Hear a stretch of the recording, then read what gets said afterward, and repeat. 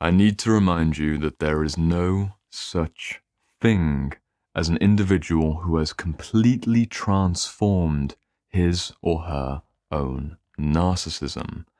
There are only individuals who, through consistent self-awareness and long-term healing work, have found a way to skillfully contain and regulate archetypal grandiose energies without becoming too inflated. We'll always get a little inflated, sometimes quite a lot of inflation will come, and that's something that we're going to discuss in this video. Because in this episode of Inner Work Essentials, I'm not only going to introduce you to the wonderful work of Robert Moore and his book Facing the Dragon, an incredible Jungian exploration of what happens when we get possessed or overly attached to certain archetypal energies or mythological entities such as a warrior, a king, a queen, a goddess, a maiden, a crone, and astrological energies such as being an Aries or being a Scorpio. It's a whole minefield of possession. It's a real quagmire that we walk ourselves into and can't really walk ourselves out unless we know what we're doing. So this is what we're going to be looking at in this episode. I'm going to try and give you some practical steps towards making contact and then making living relationships with archetypal entities or archetypal motifs such as a king or a queen or a god or a goddess without losing your roots. I'd like to begin with a quote from Robert Moore, and if you recognize the name Robert Moore, it's probably for good reason, because he wrote the seminal book on masculine psychology, King, Warrior, Magician, Lover, which I've covered in a previous episode in this series. I'm not going to go into this today, but this is the masculine go-to book for what is the feminine equivalent of Goddesses in Every Woman by Jean Shinoda Bolen. Both highly recommended. Men and women should read both. But we're not going to be talking about the archetypes in particular in this episode. We're going to be talking about how to regulate them and how to integrate them without inflation. So let me read you a beautiful passage from Robert Moore to kick things off and frame our conversation today. I really look forward to reading this quote because Robert Moore is an incredible writer. I actually reflected before making this video that of the 52 episodes in this series, I'm actually going over 3 Robert Moore books, which is kind of crazy because that's a good amount of books given there's only 52 episodes. Anyway, let's get into the quote from Robert Moore and what it means to regulate our archetypal energies. What's this book about? This book attempts to carry forward the work of Jung and also the work of Edward Edinger in alerting us to the ways in which we humans are vulnerable as never before to having our psyches invaded and possessed by archetypal energies of great power.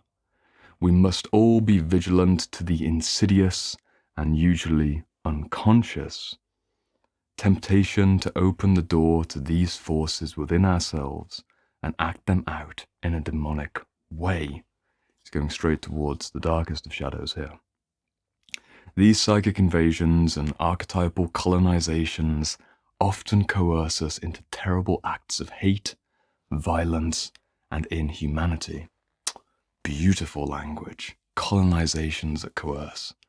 And we have seen what individuals possessed by these grandiose archetypal forces are capable of. And then a little bit further down in the page, he offers a solution. So, what is this antidote? Quote, "It lies in increasing the light of our spiritual and psychological awareness and respectful acceptance of the dragon within and the implications of its presence." There's a lot to unpack there, and I could read at least 50 different quotes from this book. I highly recommend that you get it for yourself. It really is a wonderful read. I mean, of all the books I recommended in this series, this is one of the highlights that seems very relevant for the current cultural moment that we live in, because what's happening today? Well, the good news is we've started to casually refer to each other as kings or queens. It's not unusual for a group of gym bros to be like, get that bench press up, king, like good job, king, that's it, king. It's not unfamiliar for a group of women together to come together and call each other queens or goddesses and celebrate and, giggle and shout and be joyful. This is a good thing. However, at what point does that become narcissistically self-masturbatory? That's what we need to try and discuss, and that's what we need to try and unpack. We'll go back to a moment of theory before returning to Robert Moore and hopefully bring it all together. Basic definition of an archetype. An archetype is an energetic pattern which exists beyond an individual. So this is a collective motif, a collective story, a timeless story, some would say, which has a certain energetic signature that we can tap into, and this most frequently is represented in internal experience and also cultural narrative as a story or a character. So we have king, warrior, magician, lover, 4 archetypes. We also have non-gendered archetypes such as the thief or the merchant, right? I'm sure you already know what archetypes are to a good degree. I don't need to go too much into the theory. What we want to focus on is how can we get that antidote that Robert Moore talks about? How can we enjoy the feeling of being a brother amongst brothers or a sister amongst sisters and call each other goddesses and kings without getting rootless, without letting it get a bit too much towards our heads and floating away into a space of limited growth? That's the key idea, because what happens with an archetypal inflation is that we confuse an energetic contact. We confuse a moment of kingly energy, let's say. Say, for example, you're in the gym, you hit a PR, slap on the back, good job, king. In that moment, you have achieved. In that moment, you did something which was noble in a small symbolic sense. Of course, a bench press PR is not truly a kingly gesture in the wider sense. The true kingly gesture is to be a custodian or a steward of a kingdom which generates fruits or generates life-giving gifts for everyone who is under his rule. It's the same for an empress archetype. To be a truly healthy monarch or a truly healthy regal figure, it's actually to be the one who's wearing the tattered threads and giving the abundance to those who are around you. So you can see where the story kind of gets blurry, because what's the difference between the ideal king archetype or the ideal empress archetype and that moment where we're cheering each other on and encouraging each other? Where does it get lost? It gets lost in not realizing the right place of archetypal energies within our system. We've already discussed in previous episodes in this series about parts work. This is the idea that we have many parts inside of us because the psyche is a multiple psyche. It's the multiplicity of the psyche which has different fragments of, I suppose, energetic expression, both from memories stored in the past and aspirations towards the future, which show up as things like the inner child. And we know when we go back to our parents sometimes, even as adults, sometimes we feel like we're 10 or 15 again. That's a very lived experience of psychic multiplicity. There's many parts which come up in us. An archetypal energy is not the same thing, but it's a similar enough thing for the sake of this conversation. What happens when we confuse a kingly moment or a queenly moment with being an identity is that we actually get further away from our authenticity because we confuse an archetypal character to be a new ego persona. Language isn't so important here. The core message I'm trying to communicate is that when we jump too quickly towards identifying as a certain figure which we find inspiring, people also do this with astrology very often. They take their sun sign. Maybe if they're a bit more advanced, they take their sun, moon, and rising. Maybe if they're even more advanced, they take their full natal chart. And they swap out a healthy, well-integrated, often messy human ego ideal for a grandiose, larger-than-life, lighter-than-life archetypal ideal. And we try to wear the character. But as Robert Moore suggested in that quote, when we try to wear a character which isn't us, when we try to be that archetypal energetic expression, which is a collective, timeless expression, we're pumping way too much hot air into ourselves. And you'll see where it gets dysfunctional, and common examples of groups of people that take this archetypal reality too literally. And we often don't realize the disconnect. I'll give you a few examples. So we spoke in previous episodes in this series about the necessity of initiation. I think I looked at the necessity of initiation for men, for example, that early warrior, early princely stage in the teenage years where we need to have some trial or tribulation to test our manliness. It's not just a stereotypical, cliched ideal. It's something which the soul of man, to the largest degree for most men, genuinely yearns for. But if the cultural container isn't appropriate, we have things like young men joining gangs and getting involved in street crime. This is an archetypal grandiose possession.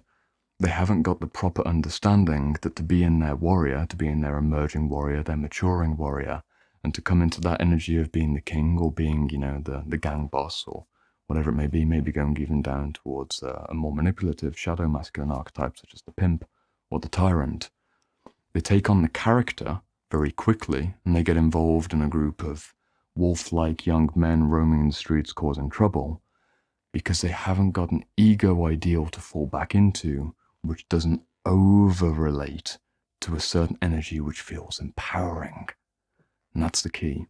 The reason archetypal inflation occurs is that to become inflated gives us the mistaken sensation that we're expanding, that we've expanded our sense of power because we've taken a pseudo-powerful extra dose of energy that's beyond ourselves. And of course, this can't be sustained.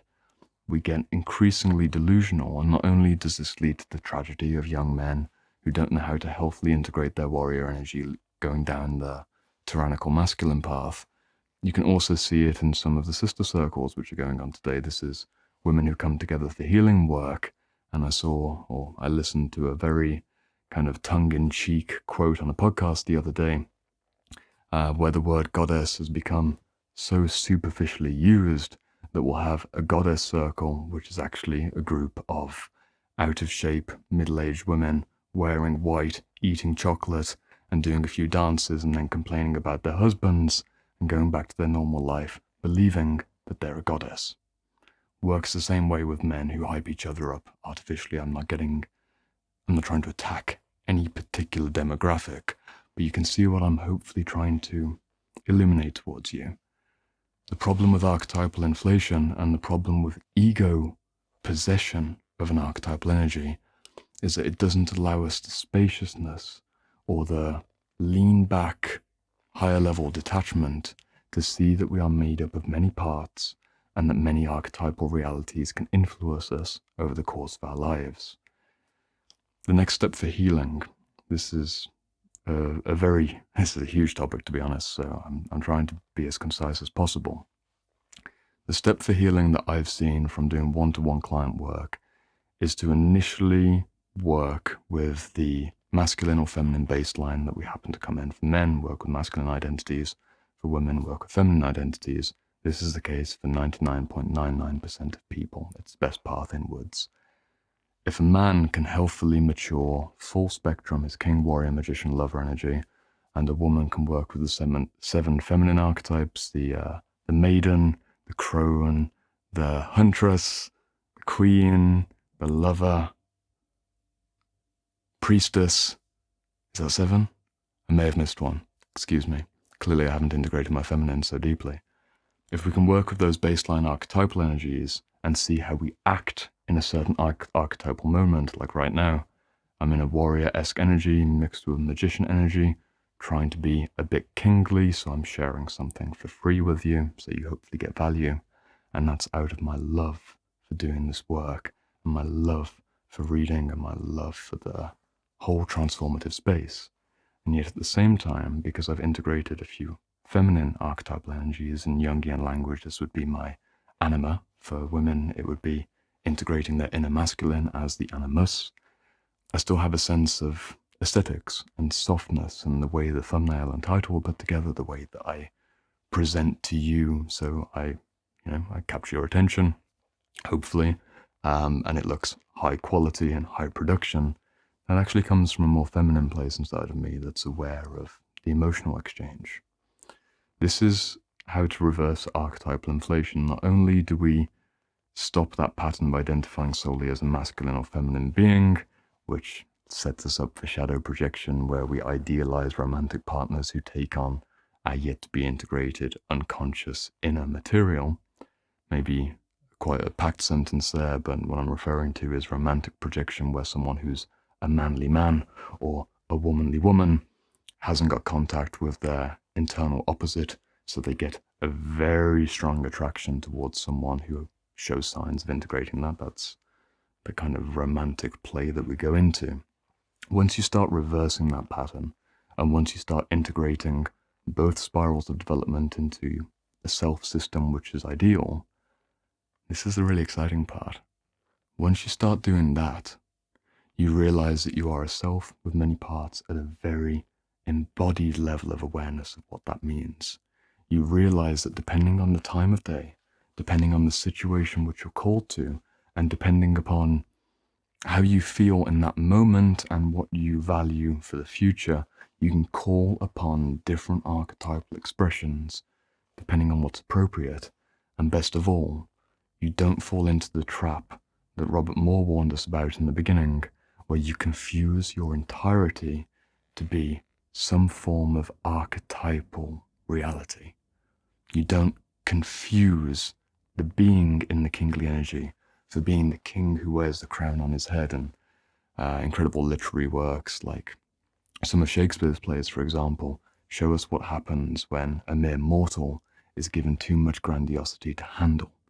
We have many examples from history as well, which show us what happens when too much power that is beyond a single person is taken on. And we also see many, many, many, many examples in our modern culture of what happens when we're spending time on screens and we project a larger-than-life masculine or larger-than-life feminine quality onto people like celebrities, which then puts us in a powerless position by contrast.